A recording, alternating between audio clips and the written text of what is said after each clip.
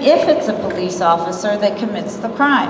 And this office has not been willing to do that.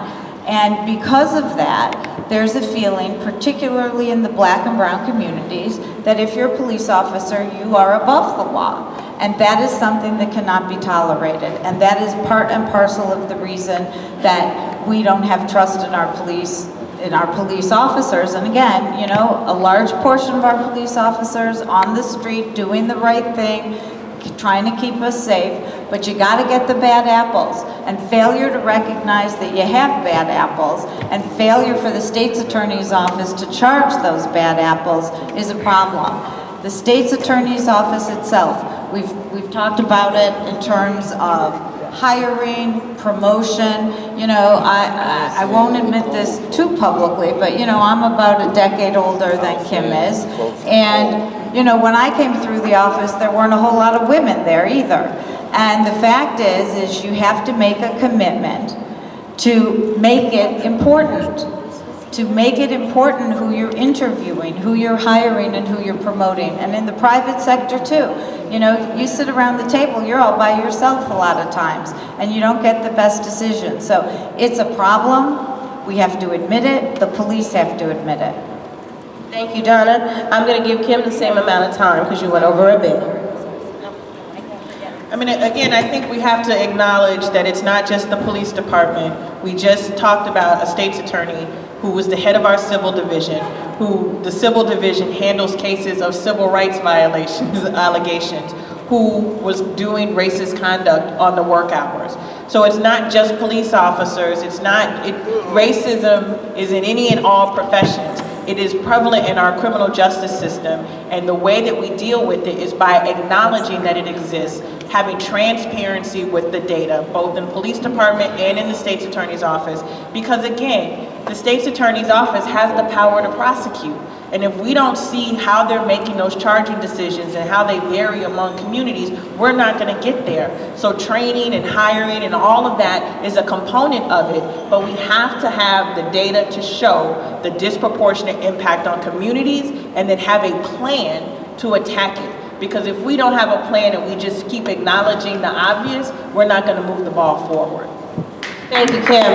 I have two more questions, and I'm going to hold you both to literally 1 minute. I'm going to take the mic if you don't adhere to it, because these two questions are very important for the community to know. The first 100 days of anyone coming into office is extremely important.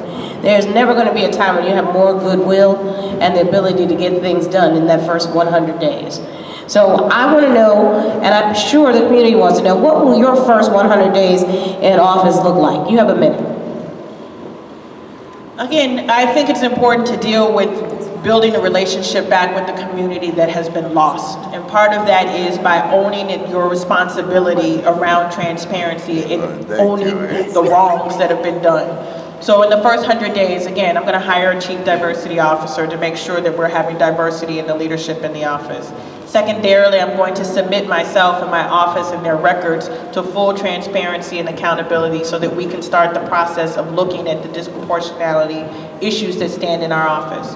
Third, we're going to take on the issue of police misconduct by reviewing cases that have sat in the state's attorney's office. Right now, there are 22 police shootings that IPRA has turned over to the state's attorney's office where we know absolutely nothing about, and take those issues on as well.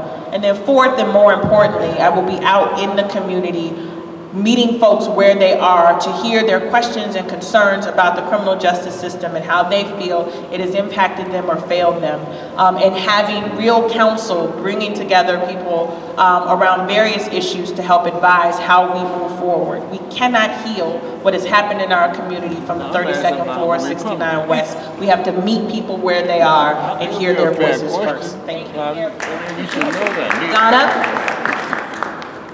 So I hope there's goodwill the first 100 days. I'm not so sure we get goodwill from certain elected officials. But anyway, 3 things internally that I could do as state's attorney without having anybody else help me. I could review what our bonding recommendations are, I could review how we charge cases, and I can review what our sentencing recommendations are. Those are 3 things that go a long way in starting to establish trust. The other thing that I would like to do is to call, we have 128 separate police agencies in our county with no communication. I would like to call them all in, because I believe that the Cook County State's Attorney, being only one person, is the head of law enforcement in our county. So I would like to start having targeted communication with all those agencies so we can start to attack crime. And finally, because there's been a closed door policy for the last 7 years, I would like to open the door, let the sunshine in, and let's have real communication with our community, with our not-for-profits, and change the philosophy and the look of the Cook County State's Attorney. Thank you, Donna. I understand from the organizers that there is a question from the community, Emil Jones, Senator Emil Jones, who is going to pose a question to the candidates. Let me say, we had to give Senator Jones a moment. Did you know that the building next door, Senator Jones got the money for several of the buildings you see on this campus? That building is named for him. That's right. So we thought it only right to give him an opportunity to act. Very gently. Okay. First, let me thank the Cook County Bar Association and Cole and all the other organizations for hosting this forum. It's regrettable that all the candidates didn't show. This is a Democratic forum, right? Right. Oh, you do have a Republican. Okay, good. But I want to ask you a question, Ms. Moore, and I ask him the same thing. In this state and in this city, talk about transparency. Now, I looked at some of the D2s and the forms, the money candidates gave out. Now, you strongly gave Bruce Rauner a lot of money, right? You contributed to his campaign. It's a matter of public record. Now, you contributed to his campaign, and he's talking about vetoing legislation that would keep the school open. He's cut many mental health programs in this city and state, and the sheriff of Cook County indicated that a third or more of those persons there have a mental health problem. Now, I was shocked to see you run on the Democrat ticket. I thought you would run on the Republican ticket. But I noticed you mentioned about Tony Preckwinkle, you're not in politics, but that is politics. If the mayor's giving you money, if Ron's giving you money, that's politics. But what I'm saying is that, what is your feeling about the person you strongly support when he refuses to support issues and things in this particular community? First of all, you're putting words in my mouth, Senator, that aren't there. I also gave and raised a lot of money for Toni Preckwinkle, and she raised my taxes. So I regret that contribution as well. You know, I have given money over the years to many, many Democratic candidates, including a contribution that pales in comparison to I gave to our president, to what I gave to Mr. Rauner. I don't think there is anybody in this community that thought that Springfield was working right when we had Governor Quinn and Speaker Madigan and President Cullerton fighting each other down in Springfield. And in fact, we had members of the black community and the black churches supporting Governor Rauner. So let's just make sure that we explain it. I think the more important question is not who I wrote a check to. The more important question is who's writing checks to my opponents. We got PI lawyers writing checks to Anita Alvarez, and she's going allegedly up against them for in civil cases, and they're getting millions and millions of dollars in civil settlements. With all due respect, Ms. Fox's money is being raised by Toni Preckwinkle. And how can you be independent when every dollar in your campaign fund is being raised by a politician who then you are beholden to? You are part of the establishment. And with all due respect, Senator, I am not part of the establishment.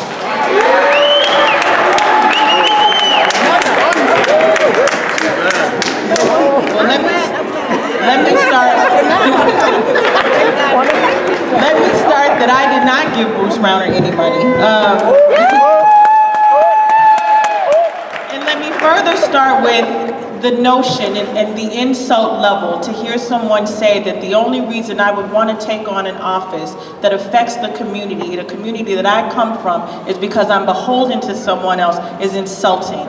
I have given my entire career, I have dedicated my entire career to public service around these issues. I didn't disappear for 25 years and come back and try to take them on. My entire career has been around these issues. You are right, I am a first-time candidate. I'm proud to be a first-time candidate and take on these issues and talk about issues of institutional racism and structures and our community falling apart because we've had failed leadership in the state's attorney's office. Very proud of that. Very proud that for someone who came from where I came from to have sat as the chief of staff to the second largest county of the country and managed a $4 billion budget, dropped the jail population by 20%, changed automatic transfer legislation in Springfield, and got things done. So I'm very proud of who I am. The notion that somehow you cannot be in it for the right motives or reasons because of your association is a false narrative. And that's how we got here. That is how we got here. What we need in our state's attorney's office is real leadership and tackling the issues at this time where our state, where our county is an international embarrassment. And the conversation should not be around distracting issues around who's where, but where are we going?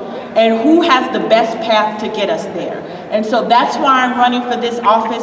I am beholden to the people of Cook County who come from neighborhoods and where they are afraid to have their children go out and play and who want fairness and justice for all. Thank you. Thank you to both candidates.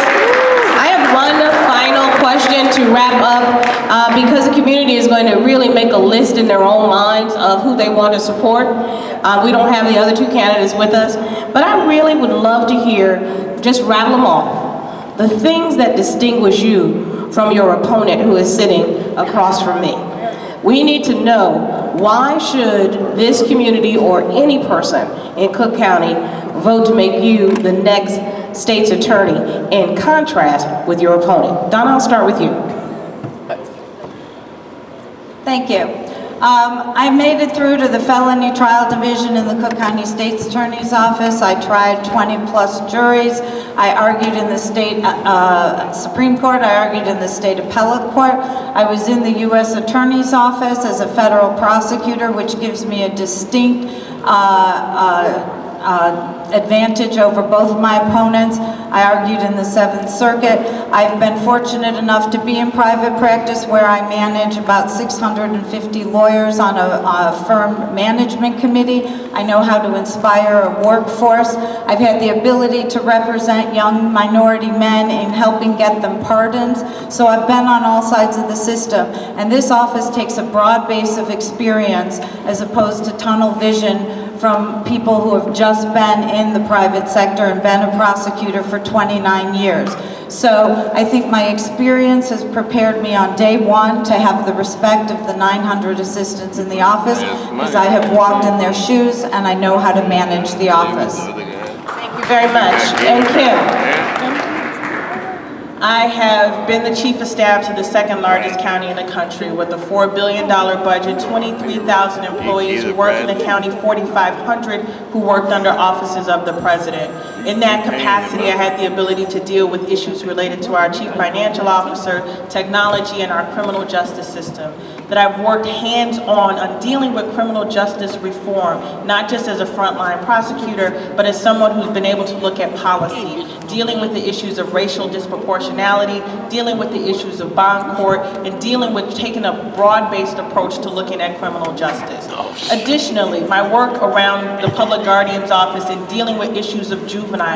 My two opponents love to talk about the fact that I spent most of my career in juvenile. I will tell all of us that we know that if we do not take care of our children, if we have a juvenile system that is failing our children in a school to prison pipeline, then while we wait for people to come to us at 26 in California, it's too late. By the time that we have someone who is 18 in our criminal justice system, we have lost them. and we have lost generations of children that I've had an opportunity to touch both as a public guardian and in the state's attorney's office. And lastly, and I say it wherever I go because I am unapologetically proud of the fact that I come from the communities in which are most impacted by the violence that we see. And so it's not a matter of having to be educated or walked around or introduced to what the issues in the African American community are, because I live them. And so that unique perspective of my personal life, my professional experience, and my dedication to public service is what separates me from my other opponents. Thank you, ladies. I'm going to ask you to stand with me. I think this was an extremely informative forum today. I thought everybody really participated and brought their A game.